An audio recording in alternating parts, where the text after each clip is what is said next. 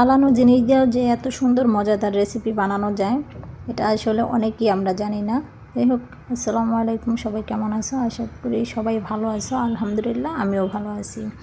তো আজকে তোমাদের মাঝে এমন একটা বিষয় নিয়ে আমি হাজির। শুরুতেই দেখতে পাইতেছো, কিন্তু বুঝতে পারতেছো না যে এই বিষয়টা কী বা এই খাবারটা কী।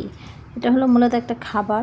তো এই খাবারটা কীভাবে তৈরি করা হয়েছে এটাই তোমাদের সাথে আজকে আমি শেয়ার করব। এখানে হলো যে আমি আমাদের বরিশালের ভাষায় আর কি বলে ভাতের মার বা ফ্যান, এরকমটাই শব্দ ইউজ করে। যাই হোক, ওই ভাতের মার বা ফ্যান যে যেটাই বলো না কেন, অনেকে মার গালা, অনেকে গালে না। তো আমাদের বরিশালে অনেকেই মারটা গাইলা, মানে ভাতটা ঝরঝরা হয়, এই জন্য আমরা এটা করি। তো যাই হোক, পরবর্তীতে মার গালার পরে মারটা যখন ঠান্ডা হয়ে যায়, ওই সময় কি হয়, একটা উপরে মানে একটা সরের মতো আবরণ পড়ে। ওই আবরণটা মানে আমরা মারটা তো ফালাই দেওয়া হয়, খাওয়া হয় না, তো আবরণটাও তো ওই সাথে ফালানো হয়, সরটা আর কি। তো যাই হোক, পরবর্তীতে আমি কি করি এই বিষয়টা যে আচ্ছা এটা ফালায় না দিয়ে এটা একটা খাবার বানাইলে কি হয়, এটা তো অখাদ্য না, খাদ্য, ঠিক আছে। তো ফালানো জিনিস দিয়া একটা কাজ করি। তো সেটা হলো যে আমি এটাকে শুকাই, মানে এটা যখন ঠান্ডা হয়ে যায় তখন আমি ওই মারের উপর থেকে সরটা উঠাইয়া তারপরে হলো যে একটা পাত্রে করে শুকা দিই। তারপর ওটা শুকায়া যায়, এরকম করে মানে প্রতিদিনই তো 2-1 বার ভাত রান্না হয়, তো এরকম প্রতিবারই জমে।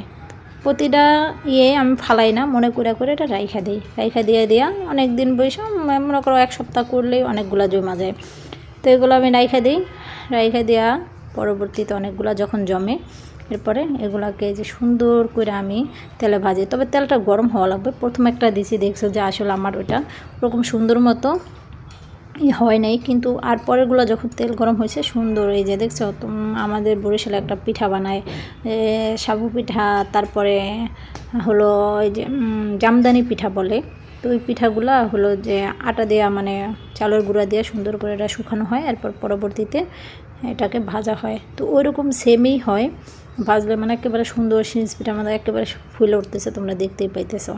তো এটা ভাজার পরে তারপরে এটাকে সুন্দর করে একটু হালকা একটু তুমি চিনি দিয়া, সামান্য একটু চিনির পরিমাণটা দিয়ে দিলে, বা একটু বিট লবণ যে বা ঝাল বা ওই যে নুডলস মশলা যে যেটা আর কি পছন্দ করো, এরকম যেই ধরনেরই যেটাই দাও না কেন, রুচিসম্মত যার যার রুচি হয় সেটাই করতে পারো।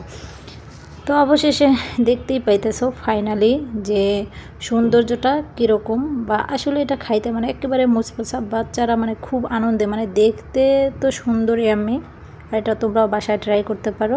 আর কার কার ভালো লাগছে ভিডিওটা অবশ্যই কমেন্টস করো।